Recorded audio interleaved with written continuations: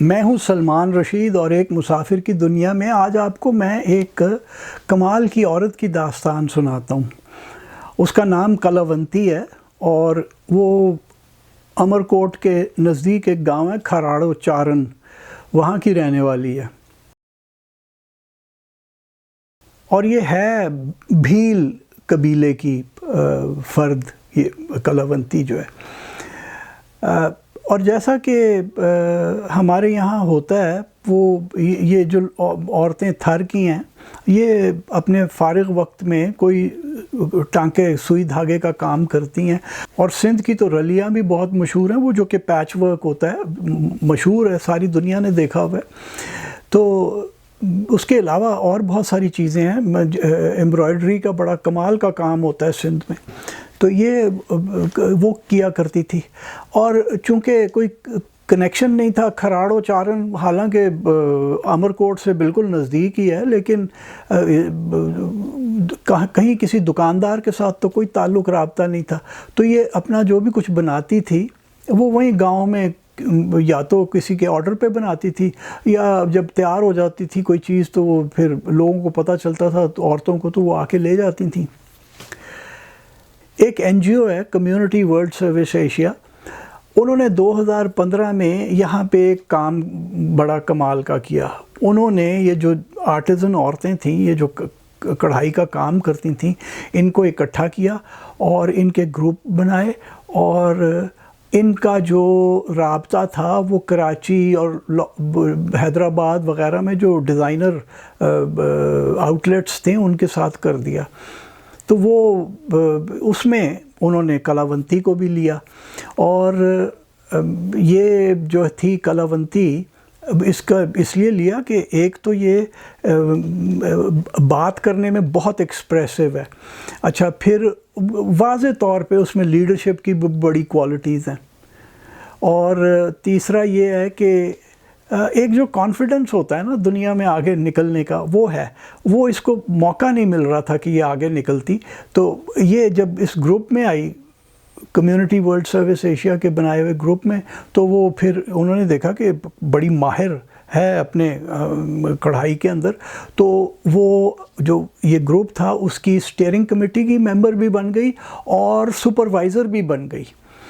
تو جب میں اس کو پہلی بار نومبر 2021 میں ملا ہوں، تو وہ جیسے ملتے ہی آپ کسی کو کوئی آپ کے دل میں کھب جاتا ہے نا کہ یار بڑا کمال بندہ ہے، تو وہ یہ بڑی کمال بندی تھی۔ ایک تو ہستی زور کا تھی، بات کھل کے کرتی تھی، اور کہنے لگی کہ میرے 2 بیٹے ہیں، صرف 2 بچے ہیں اس کے، اور ان دونوں کو اسکول بھیج رہی ہے۔ تو میں نے کہا کہ کیا ضرورت کیا تھی اسکول بھیجنے کی؟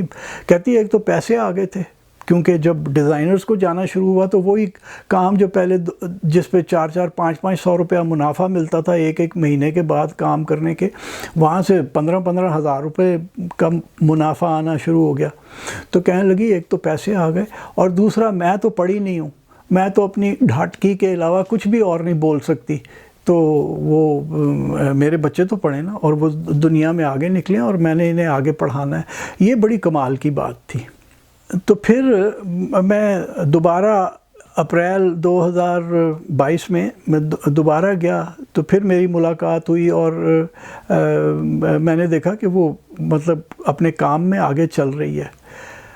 ابھی جب یہ سیلاب آئے ہیں سندھ کے اندر، تو مجھے پھر جانا تھا، میں عمرکوٹ گیا، تو میں گو کہ کام نہیں تھا، میں کسی اور کام میں تھا، لیکن میں نے وہاں جو میرے دوست تھے، میں نے انہیں کہا کہ جی میں نے کلاونتی کو ضرور ملنا ہے۔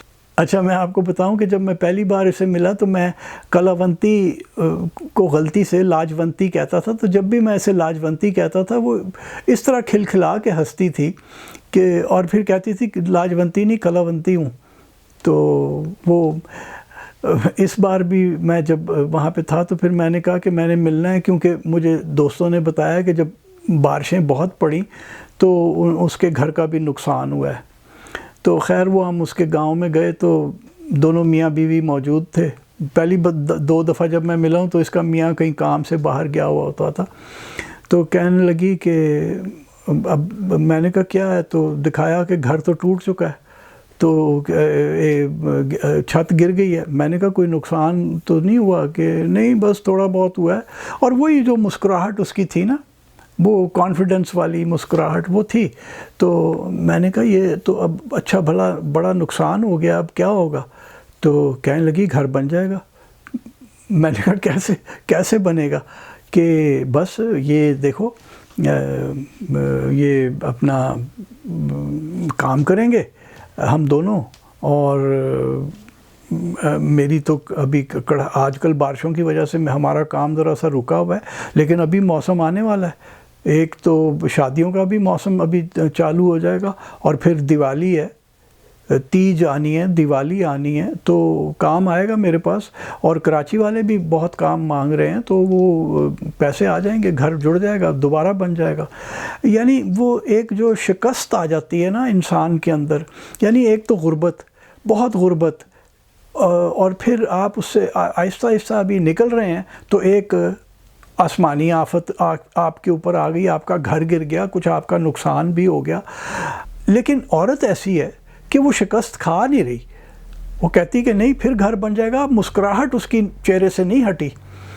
آپ کو میں متواتر اس کی تصویر دونوں میاں بیوی کی دکھا رہا ہوں، آپ دیکھ لیجئے کہ وہ اسی طرح تھی۔ اور وہ یہ کہتی تھی کہ بس میں بھی کام کر رہی ہوں، میرا میاں بھی کام کر رہا ہے، ہم گھر بنائیں گے۔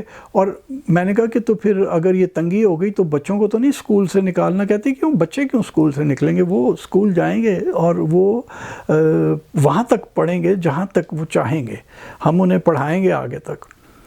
تو یہ ایک چھوٹی سی داستان تھی ایک ایسی بندی کے بارے میں کہ جو شاید اگر پڑھی لکھی ہوتی تو کسی بڑے لیڈرشپ رول کے اندر ہوتی، ہو سکتا ہے سیاستدان ہوتی، اچھے سیاستدان بھی ہوتے ہیں نا، تو ہو سکتا ہے کوئی اچھی سیاستدان ہوتی، کوئی ٹیچر ہوتی۔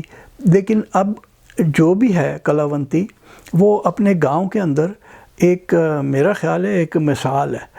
اور وہ جو اس کا گروپ ہے، وہ کڑھائی کرنے والی لڑکیوں کا، وہ اس میں اگر سپروائزر اور اسٹیئرنگ کمیٹی کی ممبر بنی ہوئی ہے، تو وہ بالکل ٹھیک جگہ پہ پہنچی ہے۔ پتہ نہیں اور پاکستان میں کتنی کلاونتیاں ہیں، ہم آہستہ آہستہ ان کو دریافت کر سکتے ہیں۔